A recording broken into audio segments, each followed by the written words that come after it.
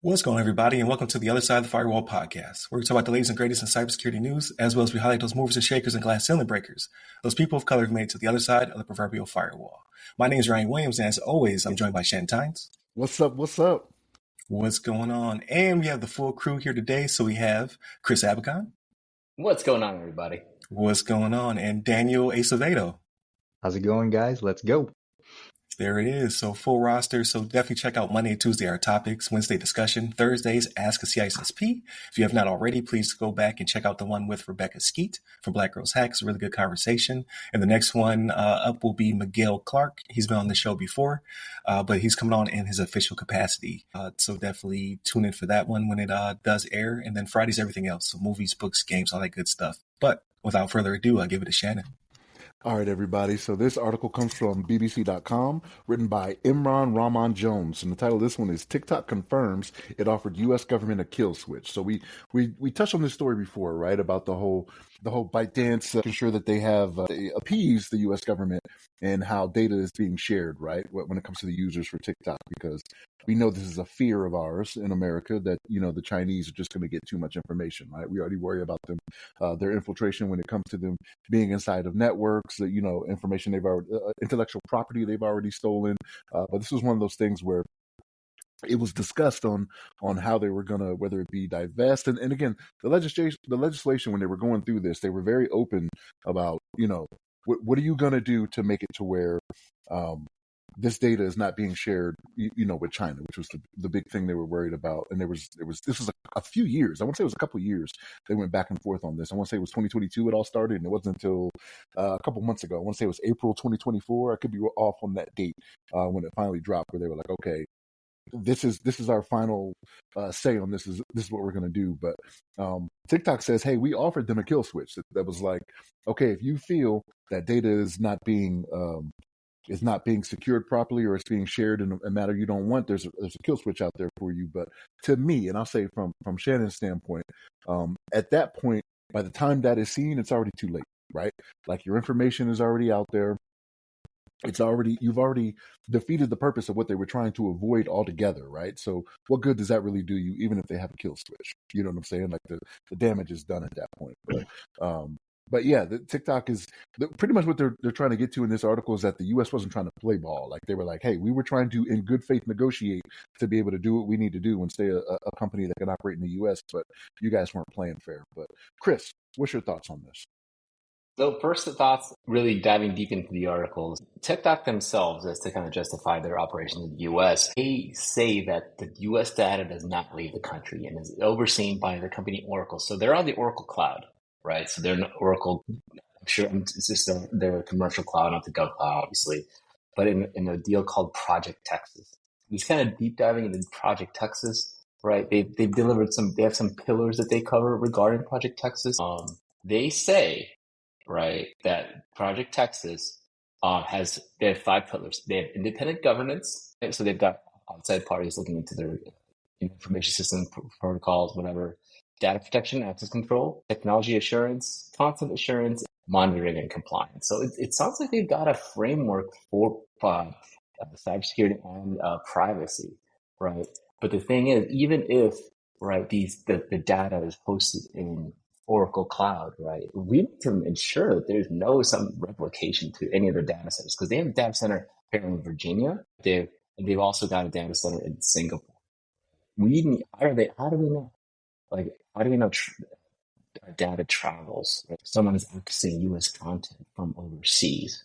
I don't know the specific data flows, but there's just too many unanswered questions, right? TikTok can be very transparent into what they've done, right? As if like they could write an entire compliance report or privacy report or anything, right? Unless there's like a straight up audit by a big firm, right, showing me that, hey, look, they've got this SOC 1 and 2, or they've got this data privacy report done by a big auditing firm, right? I really don't know, what else they could do to convince the lawmakers that they're safe. Right? It's just at this point, it's an emotional. It's almost as if it's an emotional reaction by the government, right? TikTok, any of these Chinese companies or whatever, they could fully comply with data privacy laws, in the U.S. Provide a report, right? Have independent, you know, um, independent verification of such controls. But at the end of the day, there's still the politics against them, right? So that's just my 2 cents. We don't know how things work unless we have concrete proof that they are protecting our data. Whenever I read this article, and we've done a couple of TikTok ones already at this point, it's really hard for me not to go on like a social stance on this whole notion between, the US and China on and how kind of the US goes about doing deals and, these kind of things that bring to the US money, right? Like I talked about, there's a good 60 Minutes article when we talked about this the last time that talks about the difference between ByteDance and TikTok in the US and the kind of data that's out there. It's kind of nice seeing the US kind of drop the hammer in a sense, kind of forcing China to pivot and make a move to either sell or get blocked. And when we talked about this last time, I don't know if it was Ryan or Shannon that talked about, the US wouldn't make this move or have such a hard line in the sand if the intelligence community probably has information that isn't disclosed about this case, right? There's got to be more to it that we're not exposed to that's working in the background. I really wish the US would have made such a hard stance a long time ago for these kind of negotiations and in these kind of stances, right? Not only TikTok, but allowing foreign nationals to come to the academic side of it, going back to their country and pulling out all the proprietary information that's discussed in the colleges, X, Y, and Z. There's a bunch of things like this that go on if you follow the seeds and follow the stories, right? So this is just one of maybe a potential factor for a nation state coming to the U.S. and using data that's being delivered through a platform and then using that data for whatever means back in their home state.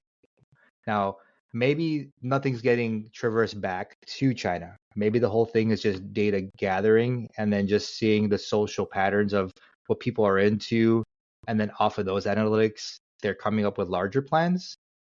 And that data wouldn't even need to go back to China. It could stay at Oracle. It could stay here in the US, but they would have a large pool of data on a lot of the US populace and being able to then see behind the curtains of everybody's day-to-day activities and what they like and come up with ways to manipulate that information one way or the other. Those are my 2 cents. What do you think, Ryan? So Ryan, real quick before I turn it over to you, man. So Daniel, to what you're talking about though. So, and I said this last time we talked about this. They're doing it under the guise of users' privacy, right?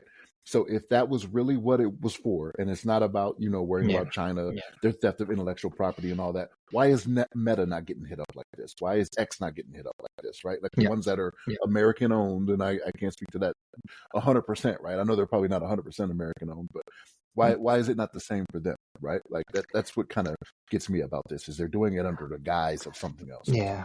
I wish they would, and not to go on a complete social stance on this and go very far from the topic, but there's regulations for drugs, right? The effects of drugs on the mind and the body because there's a harm for themselves or people around them. And we have enough data now in 2024 that social media and how it affects people's attention spans, their personalities, and it's an addiction, right? But there isn't like hard stances and regulations for social media companies to push back to prevent these kind of things from happening. It's still an addiction one way or the other. And these things are also altering people's lives every day. But, they are going with the guise of, this is, protecting the user's information from a third nation state. So I agree with you there. For me, I say put them under all the microscope and kind of come up with new regulations and monitor and control all this stuff. From a What do you think, social media Ryan? perspective, you're saying, right? Yeah. What was your question, Chris?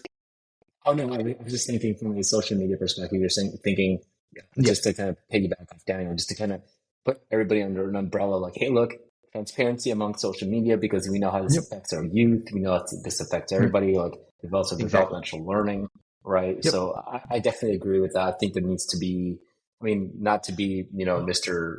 Big government here, but there needs to be some type of education, at least to some degree. Like, we didn't the effects on social media didn't, we didn't know this was going to happen. We were getting addicted.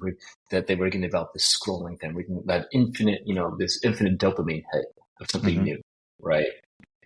So that's why you have all these kids that are so attached to their phone, they can't even have a regular conversation in the restaurants anymore. Just a good example. But I want to toss over to Ryan for his thoughts. No, I think you guys really nailed it. Specifically with implications of it is addictive, right? But I think it's weird. So before I get into the rigmarole, or before I get into that, here's the rigmarole. Please like, share, subscribe, hit a bell. There's a bell involved. Hit us up on all the social medias, either the other side of the firewall, the other side of the FW, or ask a CISSP. With all of that out of the way, I think it's too new still. Like I keep saying it's too new, even though it's been around for a while now.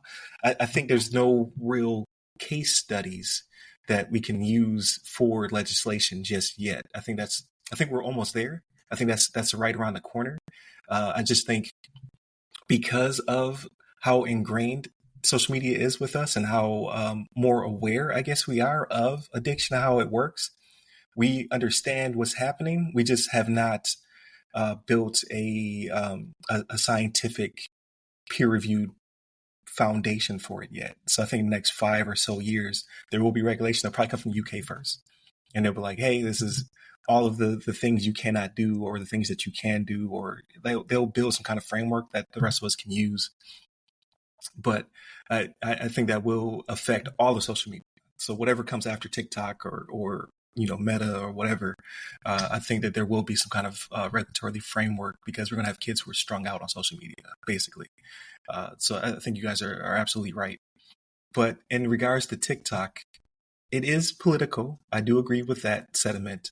But I do believe it's based, like I'm giving them the benefit of the doubt. That is based on intelligence. And that's why TikTok is such a threat compared to the rest. And I get that, right? But I can't be, I'm not a scientist. I'm not a Intel analyst. I'm not a lot of things. So at some point I have to give people the benefit of the doubt that they're doing their job. And it seems to be so prevalent and so strong coming from both parties.